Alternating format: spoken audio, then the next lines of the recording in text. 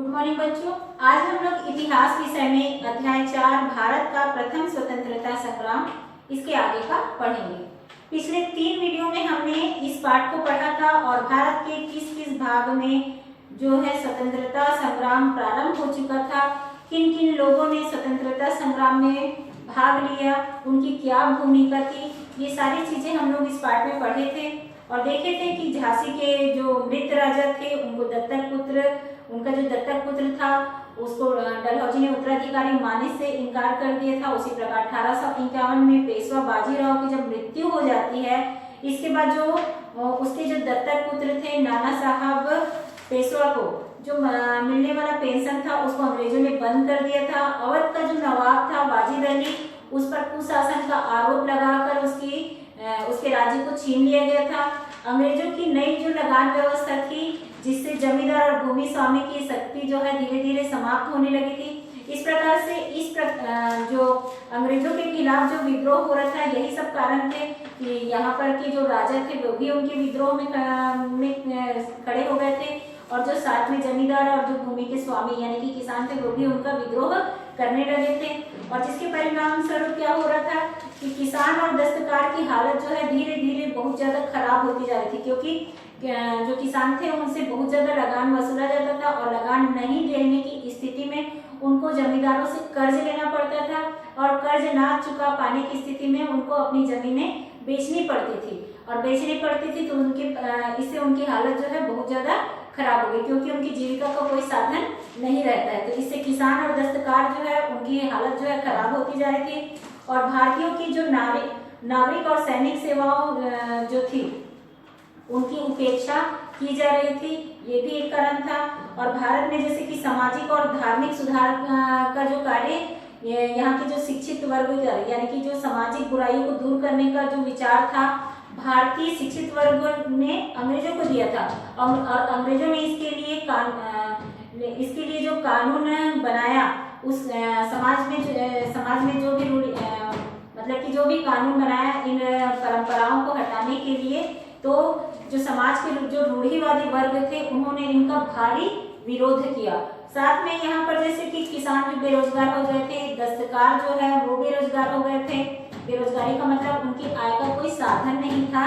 तब उन्होंने सेना में भर्ती लिया और सेना में जब भर्ती हुए तो भारतीय सैनिक जो थे उनमें असंतोष की भावना पनपने लगी। कारण ये था क्योंकि उनके साथ में भेदभाव किया जा रहा था। अंग्रेजी सेना भी उसमें थी और भारतीय सेना भी थी, तो दोनों में भेदभाव किया जाता था। इसी के कारण से उनमें असंतोष की भावना पनपने लगी थी। और ये क्या क्या था असंतोष का कारण, इसको भी हम लोग पढ़ चुके थे।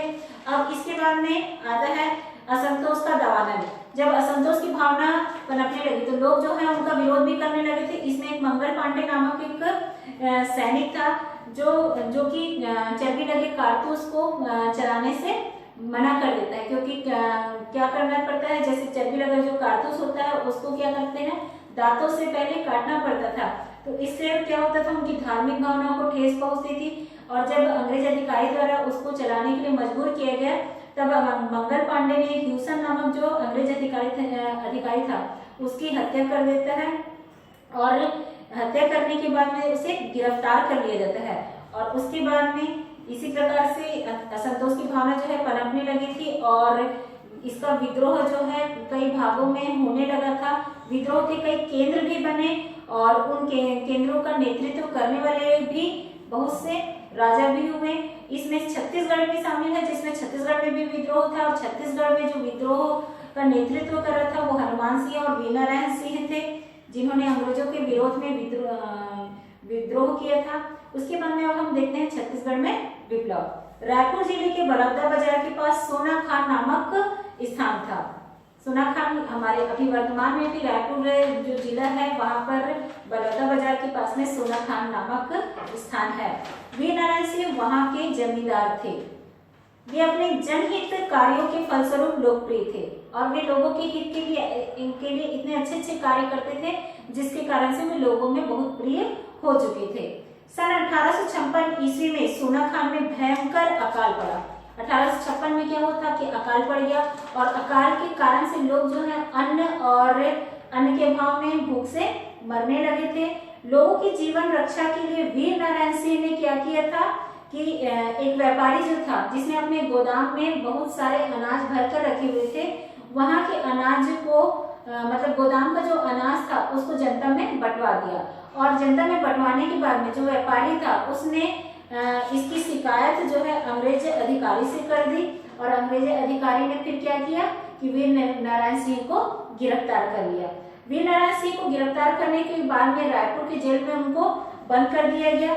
और उसके बाद में 1857 ईस्वी को जब वीर नारायण सिंह जो जेल में बंद थे, वे 1857 ईस्वी को क्या हुआ, रायपुर के जेल से भाग निकले। और भागने के बाद में जब रायपुर के जेल से वे भाग जाते हैं तो उन्होंने अपनी स्वयं की एक सेना संगठित की जिसमें 500 किसान थे। और 1 दिसंबर 1857 को अंग्रेजों की सेना के साथ वीर नारायण सिंह का फिर से मुकाबला होता है। और मुकाबले में क्या होता है कि अंग्रेजों ने सोना खान के पड़ोसी, सोना खान जो कि रायपुर जिले के बड़ौदा बाजार के पास में है, वहीं पर देवरी नामक स्थान भी है। सोना खान के का पड़ोसी मतलब जगह था, वहां पर देवरी नामक स्थान था। वहीं का जो जमींदार था उससे अंग्रेज जो है मदद मांगते हैं, और मदद के दौरान क्या होता है, उसकी सहायता पा करके अंग्रेजों ने क्या करते हैं, वीर नारायण सिंह को जो है गिरफ्तार कर लेते हैं। बाद में रायपुर लाकर दिखावे का मुकदमा चलाते हैं और 10 दिसंबर 1857 को उन्हें फांसी दे दी गई। मतलब वीर नारायण सिंह को जो है मतलब लोगों को कोई लोग जो है फिर से इसका विरोध ना करे, क्योंकि सभी जगह विरोध हो रहा था अंग्रेजों के खिलाफ, तो विरोध ना करे इसलिए 10 दिसंबर को क्या करते हैं, दिखावे का मुकदमा चलाते हैं। और मुकदमा चलाने के बाद में 1857 को यहाँ पर वीर नारायण सिंह को फांसी की सजा दे दी जाती है। इस प्रकार देश की स्वाधीनता आंदोलन में यह महान सपूत जो है शहीद हो जाता है। उसके बाद में यहाँ पर शहीद हो जाता है वीर नारायण सिंह। लेकिन जब वीर नारायण सिंह का जो यहाँ पर जो त्याग था, वो त्याग और बलिदान जो था वो ऐसे ही व्यर्थ नहीं जाता है। रायपुर फौजी छावनी में मैगजीन लश्कर हनुमान सिंह राजपूत थे। 18 जनवरी 1858 को उसने सिडवेल नामक अंग्रेज सैनिक अधिकारी की हत्या की और फरार हो गया। अब यहाँ पर जो रायपुर में जो मैगजीन लश्कर के नाम से जाने जाते थे हनुमान सिंह, वो क्या करते हैं, सिडवेल नाम के जो अंग्रेज अधिकारी थे उसकी हत्या कर देते हैं और उसके बाद वहां से भाग जाते हैं। फरार हो गए मतलब कि भाग जाते हैं। इस तरह उन्होंने रायपुर में स्वतंत्रता संघर्ष को जारी रखा। अंग्रेजों ने हनुमान सिंह को 17 साथियों को गिरफ्तार कर लिया। उसके बाद क्या होता है कि रायपुर की स्वतंत्रता संघर्ष को हनुमान सिंह जारी तो रखता है, लेकिन अंग्रेजों ने हनुमान सिंह के जो 17 साथी थे जो उनका साथ दे रहे थे उसको गिरफ्तार कर लेते हैं। और गिरफ्तार लोगों पर 2 दिन तक मुकदमा चलाते हैं। 2 दिन के मुकदमा चलाने के बाद उन्हें सेना से बगावत करने और राजद्रोह करने के आरोप में 22 जनवरी 1858 को सैनिकों एवं जनता के समक्ष सार्वजनिक रूप से फांसी पर लटका दिया जाता है। मतलब कि यहाँ पर हनुमान सिंह जो है अंग्रेजों का विरोध कर रहे थे और साथ में उनके 17 अन्य साथी भी थे, वो भी उनका विरोध कर रहे थे। जब ये जो हनुमान सिंह के जो 17 साथी थे वे गिरफ्तार हो जाते हैं। गिरफ्तार होने के बाद में इन पर बगावत का आरोप लगाकर 22 जनवरी 1858 को जनता और सैनिकों के समक्ष में इनको फांसी पर लटका दिया जाता है। और ये शहीद कौन कौन थे? सर्वश्री गाजी खां, शिवनारायण, बुलीन, अब्दुल हमाद, पन्नालाल, मातादीन, बलीहू, ठाकुर सिंह, अकबर हुसैन, लाल सिंह, परमानंद, बदलू, दुर्गा प्रसाद, शोभाराम, नूर मोहम्मद, देवदीन एवं शिव गोविंद। इस विद्रोह में सभी जाति और धर्म के लोग शामिल थे। अब यहाँ पर नाम से ही आप लोग देख रहे हैं कि सभी धर्म और जाति के लोगों का नाम आया है।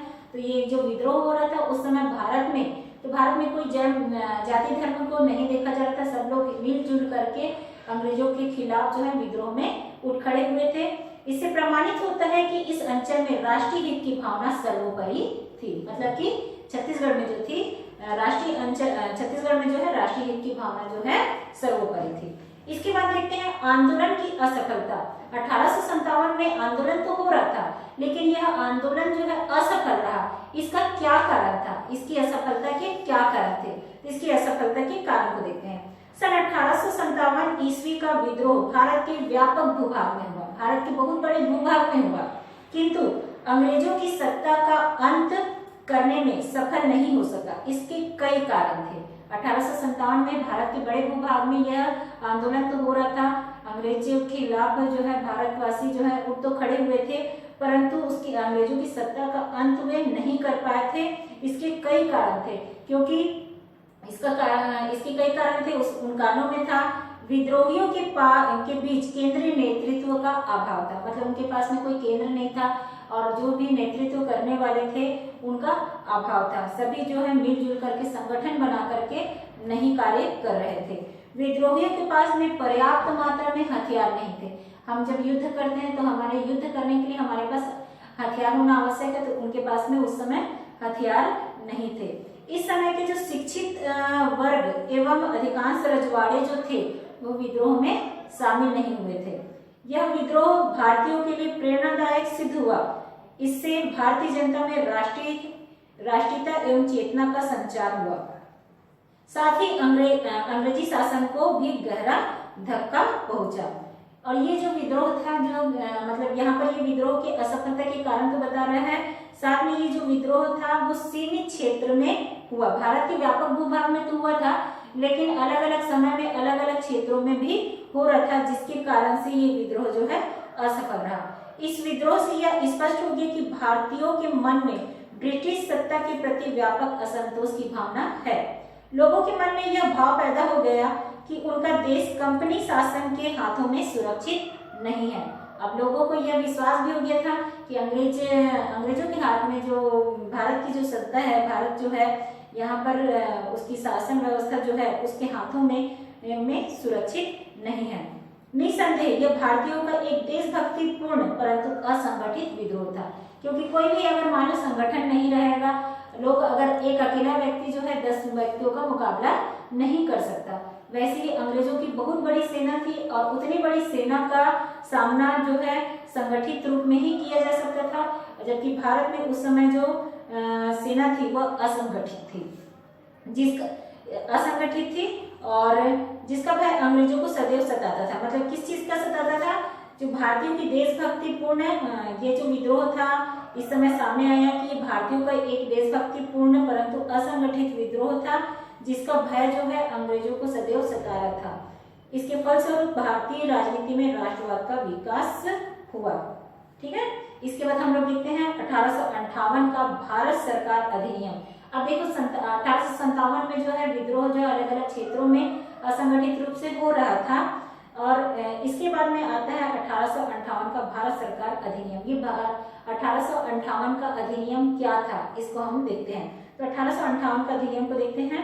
भारत की नाराज प्रजा को शांत करने के उद्देश्य से 1857 में बहुत विद्रोह होने लगा था अलग अलग क्षेत्रों में। तो 1858 का जो विद्रोह था वो था भारत की प्रजा को शांत करने के उद्देश्य से।